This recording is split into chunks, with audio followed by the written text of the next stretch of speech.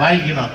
ஆனா முதலமைச்சர் நல்ல ஒரு திட்டத்தை போட்டார். இந்த திட்டத்தை போட்டது மட்டும் இல்லாம இந்த மனுவை வந்து யார்கிட்ட கொடுக்கணும் யார்கிட்ட வாங்கணும் அப்படின்னாக்க அதிகாரியா இருக்கிறவங்கள்ட்ட கொடுத்தாக்க அப்படியே போவாங்க, அவங்க வேலை அதிகமா இருக்கும். எங்களை மாதிரி ஆள்கிட்ட கொடுத்தாக்கா பார்த்து சில நேரத்தில் கொடுக்குற ஆள்லாம் இருக்கான். முக்கியமான ஆள் கொடுக்கறது, சில பேர்த்த விட்டுறது, பிடிக்காதவங்க விட்டுறது, அந்த மாதிரி இல்லாமல் இருப்பதற்கு முதலமைச்சர் என்ன பண்ணார்னா தன்னார்வ தொண்டை சார்ந்த மகளிர்களை அழைத்து அவங்களுக்கு ஒரு நாளைக்கு 300 ரூபா சம்பளம் கொடுத்து ஒரு நாளைக்கு 60 வீடு தான் அப்ளிகேஷன் கொடுக்கணும். நேராக வருவாங்க, கிருஷ்ணவேணி கூடா ரைட் இருந்தால் கிருஷ்ணவேணி கூட 1000 ரூபா பணம் வாங்குறீங்களா, வாங்கல ரைட், வாங்குறதுக்கு இந்த மாதிரி மனு கொடுக்குறோம் வச்சுக்கிங்க.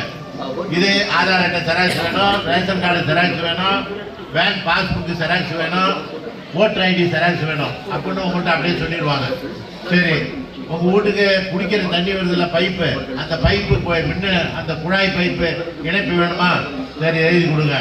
ரெண்டாவது வந்து வீடு வாங்கியிருப்பீங்க புதுசாக, ஒருத்தர்கிட்ட இருந்து இன்னொருத்தர் வாங்கியிருப்பீங்க, அந்த டேட் டிரான்ஸ்ஃபரு மின்சார வாரியத்தில் மாற்றிருக்க மாட்டாங்க.